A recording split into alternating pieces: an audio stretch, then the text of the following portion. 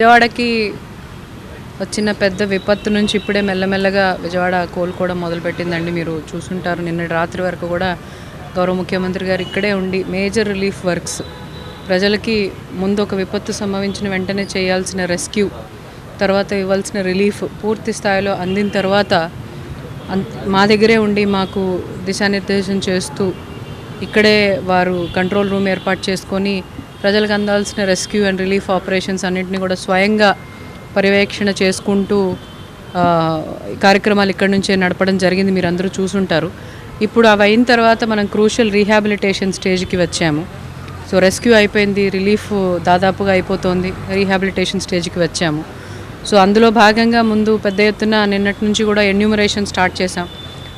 ఎక్కువ ఎఫెక్ట్ అయిన ఈ విజయవాడ చుట్టుపక్కల ప్రాంతంలో సుమారుగా 32 వార్డులు 5 గ్రామాల్లో ఎన్యూమరేషన్ మొదలు పెట్టడం జరిగింది. సుమారుగా 2,32,000 ఫ్యామిలీస్ని యాజ్ పర్ GSWS డేటా, గ్రామ సచివాలయం డేటా ప్రకారం 2.5 లక్షల కుటుంబాలని మనం ఎన్యూమరేట్ చేయాలి అంటే సుమారుగా 1,50,000 ఈరోజు చేయటం జరిగింది. ఈరోజే గ్రామీణ ప్రాంతాల్లో కూడా చేయటం జరుగుతోంది. ఇప్పుడే ఒక గంట క్రితం యాప్ ఇచ్చారు.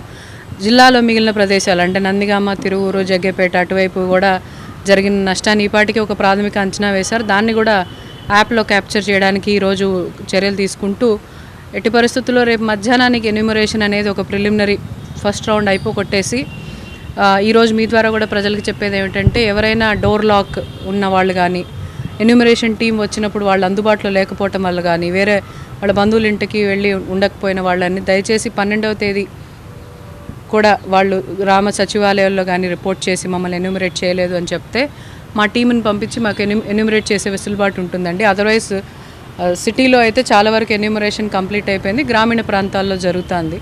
సో ఇది 2-3 రోజులుగా మేము ప్రచారం చేస్తున్నా, ఇంకా అయిపోవస్తోంది కాబట్టి ఇంకెవరు మిగిలిపోయినా ఇక్కడ లేనందువల్ల ఎవరైనా మిగిలిపోయి ఉంటే దయచేసి 12వ తేదీ మీ సచివాలయాల్ని సంప్రదించవచ్చు. మేము హెల్ప్ లైన్ నెంబర్స్ కూడా ఇచ్చాం, వాటిని కూడా సంప్రదించండి. ఎట్టి పరిస్థితుల్లోనూ ఎవరికైతే కష్టం జరిగిందో, నష్టం జరిగిందో వాళ్ళు ఎన్యూమరేట్ చేయబడితే గవర్నమెంట్ ఆఫ్ ఇండియా నుంచి కానీ స్టేట్ గవర్నమెంట్ నుంచి కానీ ఎటువంటి రిలీఫ్ ప్యాకేజ్ ప్రభుత్వం వారు నిర్ణయిస్తారో అది వాళ్ళకి త్వరితగతిన అందించడానికి మాకు వీలవుతుంది. అది కాకుండా రిలీఫ్లో భాగంగా రీహాబిలిటేషన్ కోసం మనం ఎన్యూమరేషన్ చేస్తున్నాము. రిలీఫ్లో భాగంగా ముఖ్యమంత్రి గారు రోజువారీ భోజనాలు, మంచినీళ్ళు, పాలు, బిస్కెట్లు లాంటివి పంపిస్తూ చివరి స్టేజ్లోకి వచ్చేసరికి రేషన్ కిట్స్ కూడా అందరికీ ఈ 2.5 లక్షల ఫ్యామిలీస్కి రేషన్ కిట్స్ కూడా మేము పూర్తి స్థాయిలో ఈరోజు మధ్యాహ్నానికి అందించడం జరిగింది ఆ 2.5 లక్షల కుటుంబాలకి. దాంతోపాటు MAUD వాళ్ళు కూడా యాపిల్స్, నూడిల్ ప్యాకెట్స్ లాంటి డ్రై ఫుడ్ని కూడా అందించడం జరిగింది. సో ఆ రిలీఫ్ మెజర్స్ కూడా ఈరోజు అయిపోయాయి. ఇక రీహాబిలిటేషన్ స్టేజ్కి వచ్చాము. సో ఇంకా రూరల్ ఏరియాలో ఇంకొంచెం ఉంది, అంటే అక్కడైతే అది చెదురుమదురు సంఘటనలాగా అక్కడక్కడ విలేజెస్లో ఉంది. ఇదైతే విజయవాడ అంతా ఒకే ప్లేస్లో జరిగింది కాబట్టి త్వరగా ఇవ్వగలిగాం. రేపటి లోపల ఆ రేషన్ కిట్ల డిస్ట్రిబ్యూషన్ రూరల్ ఏరియాలో కూడా మేము కంప్లీట్ చేయగలుగుతామండి. తర్వాత ఈ రిలీఫ్ రీహాబిలిటేషన్లో భాగంగా ముఖ్యమంత్రి గారు కేవలం డబ్బులు ఇవ్వడానికి, రేషన్కి మాత్రమే కాకుండా ప్రజలు పడ్డ ఇబ్బందిని తగ్గించడానికి మాతో ఇప్పటికే ఒక ఎలక్ట్రానిక్ కంపెనీస్ అందరితో మీటింగ్ పెట్టించి అక్కడ వాళ్ళందరూ ఆ ఎలక్ట్రానిక్ ఐటమ్స్ ఏవైతే ప్రజల ఇళ్లలో పాడైపోయి ఉంటాయో వాటిని వీలైనంత వరకు రిపేర్ చేయడానికి, అవసరమైతే వాళ్ళతో డిస్కౌంట్ ఇప్పించి, ఇప్పటికే శాంసంగ్ లాంటి పెద్ద కంపెనీలు 100% లేబర్ ఛార్జెస్ మీద, 50% స్పేర్ పార్ట్స్ మీద వాళ్ళు కన్సెషన్ ఇచ్చే విధంగా మాట్లాడటం జరిగింది. ఆ వీలైతే ఆ కన్సెషన్ మిగిలినది కూడా సబ్సిడీ రూపంలో కానీ వీళ్ళ కన్సెషన్ పెంచితే అది కూడా ప్రజలకు అందుబాటులో తీసుకురావడానికి ఎలక్ట్రానిక్స్ కంపెనీస్ అందరితో మాట్లాడడం జరిగింది. ఇప్పుడు నీళ్లలో నాని బయటకు వస్తున్న ఇళ్ళకి ప్లంబింగ్ పనులు, ఎలక్ట్రీషియన్ పనులు, క్లీనింగ్ పనులు లాంటివి ఉంటాయి కాబట్టి అర్బన్ క్లాప్ లాంటి కంపెనీతో అనుసంధానం అయ్యి ఊర్లో అవైలబుల్గా వీలైతే చుట్టుపక్కల జిల్లాల నుంచి అవైలబుల్గా ఉండే ప్లంబర్స్ని, ఎలక్ట్రీషియన్స్ని, వెహికల్ మెకానిక్స్ని వాళ్ళందరినీ కూడా తీసుకొని వచ్చి ప్రజలకి చాలా తక్కువ ధరకి రిపేర్లు చేయించడం, వీలైతే ఆ రిపేర్ అయ్యే ఖర్చు కూడా సబ్సిడీ రూపంలో ప్రభుత్వం ఇవ్వగలిగే యోచన చేయటం జరుగుతుంది. సో అంటే ప్రజలకి ఇన్కన్వీనియన్స్ కలిగింది కాబట్టి ఎన్ని విధాలుగా ఆదుకోవచ్చు. ఎలక్ట్రానిక్స్ రిపేర్లుగా రూపంలో కావచ్చు, వెహికల్ ఇన్సూరెన్స్లు అండి, మేజర్గా వెహికల్ ఇన్సూరెన్స్లు మేము పెద్ద క్యాంప్ పెట్టడం జరిగింది. సుమారుగా 5,000 మంది క్లెయిమ్స్ ఈ రోజు నాటికి పెట్టడం జరిగింది. అందులో 400 క్లెయిమ్స్ అక్కడికక్కడే సెటిల్ చేయగలిగాం. సో డాక్యుమెంటేషన్ 10 చోట్ల తిరగాల్సిన అవసరం లేకుండా, ఇన్సూరెన్స్ కంపెనీలు వెంటబడాల్సిన అవసరం లేకుండా అందరినీ మా దగ్గరకే తీసుకొని వచ్చి కూర్చోబెట్టి ఒక కాల్ సెంటర్ పెట్టి ఒక ఫెసిలిటేషన్ సెంటర్ పెట్టి మీరందరూ వచ్చి మీ క్లెయిమ్స్ ఇక్కడ రైజ్ చేసుకోండి, మీకు సెటిల్ చేయడంలో మేము సహాయం చేస్తాము అని ఫైనాన్స్ డిపార్ట్మెంట్ నుంచి ప్రభుత్వం నుంచి వాళ్ళకి సహాయం అందించే విధంగా. సో బేసికలీ రిలీఫ్ అంటే ఇచ్చే భోజనాలు డబ్బులు మాత్రమే కాకుండా ఇంకెన్ని విధాలుగా ప్రజలకి కన్వీనియన్స్ ఇవ్వచ్చు, వాళ్ళు పడ్డ కష్టం నుంచి కొంచెమైనా మనం ఆదుకునే విధంగా సహాయం చేయొచ్చు అనే విధంగా మాతో కార్యాచరణ చేపిస్తున్నారు ముఖ్యమంత్రి గారు. వీటన్నిటిని కూడా ప్రజలు సద్వినియోగం చేసుకోవాలి. మీకు జరిగిన కష్టాన్ని కాస్తైనా తగ్గించే అవకాశం కాబట్టి ఇంకా మేము ఏమైనా చెయ్యాలి అనుకుంటే మా దృష్టికి తీసుకొచ్చిన will be very prompt. CM గారు కూడా మాకు చెప్పారు రియాక్టివ్ కాదు ప్రొయాక్టివ్గా ఉండాలని.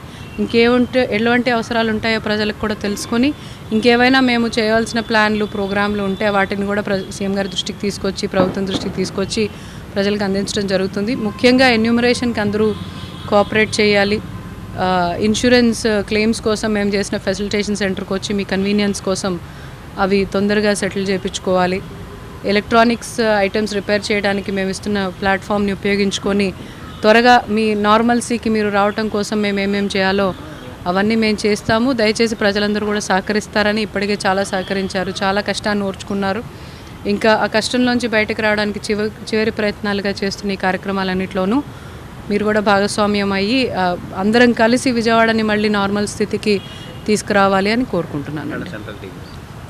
సెంట్రల్ టీం కూడా అండి ఇప్పుడు ప్రభుత్వం నుంచి అంటే భారతదేశ ప్రభుత్వం సెంట్రల్ గవర్నమెంట్ నుంచి కూడా మనకి ఈ నష్టం అంచనా వేయడానికి టీం వస్తోంది. రేపు ఈరోజు వారు కృష్ణా జిల్లాలో పర్యటన చేశారు, రేపు మన జిల్లాలో పర్యటన చేస్తారు. వాళ్ళకి ముఖ్యంగా ప్రకాశం బ్యారేజ్కి జరిగిన నష్టము, బుడిమేరు డైవర్షన్ ఛానల్లో పడిన బ్రీచ్, దాని తర్వాత చేసిన పనులు, ఈ జీకొండూరులో ఇబ్రాహీంపట్నంలో రాయన్పాడు లాంటి విలేజెస్లో అగ్రికల్చర్కి జరిగిన నష్టము వాళ్ళకి చూపించడం జరుగుతుంది. దారిలో ఆర్ఎన్బి రోడ్స్కి జరిగిన నష్టం కావచ్చు, జక్కంపూడి తీసుకుని వెళ్ళి ఆ కాలనీలో సుమారు 25,000 మంది జనాలు ఉండే ఆ కాలనీలో ఈ నీళ్లు రావడం వల్ల వాళ్ళు జరిగిన నష్టము కష్టం ఏంటి అనేది వాళ్ళకి ప్రత్యక్షంగా చూపిస్తూ విజయవాడకి మా ఎన్టీఆర్ జిల్లాకి జరిగిన కష్టాన్ని వాళ్ళ దృష్టికి తీసుకొచ్చి వాళ్ళ సెన్సిటివిటీ వాళ్ళకి అర్థమయ్యే విధంగా ఫోటో ఎగ్జిబిషను, ఫిజికల్గా ఇన్స్పెక్షన్ కూడా చేయించే విధంగా ప్లాన్ చేయడం జరుగుతుంది. గవర్నమెంట్ ఆఫ్ ఇండియా కూడా ఎంత నష్టం జరిగిందో వాళ్ళకి అర్థమయ్యే విధంగా దానికి చేదోడుగా రాష్ట్ర ప్రభుత్వానికి ముఖ్యంగా విజయవాడ నగరానికి ఎన్టీఆర్ జిల్లాకి చేదోడుగా ఉంటారని ఆశిస్తున్నాము. ఖచ్చితంగా వారి దృష్టికి ఈ విషయాలన్నీ ఈరోజు 10 రోజుల తర్వాత నార్మల్గా కనిపించవచ్చు, కానీ 2 వారాల క్రితం 10 రోజుల క్రితం మేము ఏం కష్టాలు పడ్డామనేది డాక్యుమెంటేషన్ రూపంలో వారందరి దృష్టికి తీసుకురావడం, వాళ్ళకి అప్పీల్ చేయడం జరుగుతుంది. Thank you. చాలామందికి ఇమ్యూనరేషన్ సంబంధించి మ్యాపింగ్ ఇక్కడ లేదు కాబట్టి అవ్వట్లేదు అనేది అధికారులు చెప్తున్నారు. అంటే మ్యాపింగ్ లేకపోవచ్చు, అంటే కొత్తగా వాళ్ళ ఏరియాకి వచ్చి ఉండొచ్చండి. కాబట్టి ఆప్షన్ మీరు ఎన్యూమరేషన్ యాప్ కానీ చూస్తే యాడ్ ఫ్యామిలీ అని ఉంటుందండి. సో అక్కడ ఇంతకుముందు పాత హౌస్ హోల్డ్ లిస్ట్లో వాళ్ళు లేకపోయినా యాడ్ చేస్తున్నారు. అట్లాంటి యాడింగ్ కూడా ఎక్కువే జరుగుతున్నాయండి యాప్లో.